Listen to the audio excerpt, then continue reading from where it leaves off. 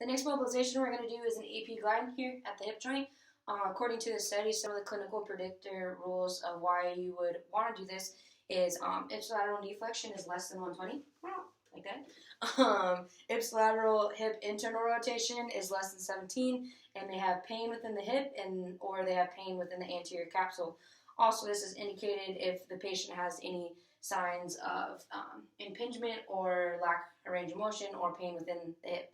So what we can do is have our patient laying here, bring the knee up. We want to make sure we're grabbing both sides of the femur here and not putting our hand here because we want to make sure that we're not applying the joint to the knee joint or the mobilization to the knee joint. So we want to make sure that we're above that knee joint here, gripping onto the patient's distal thigh.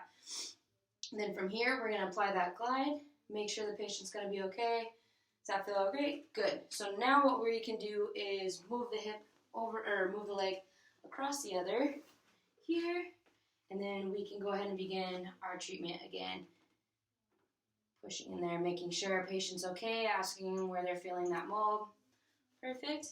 And what we can do is we can do grade 1 or 2, not into any restrictions to try to decrease their pain, or we can go up to grade 3 or 4, trying to push into those restrictions to help increase joint capsule range of motion.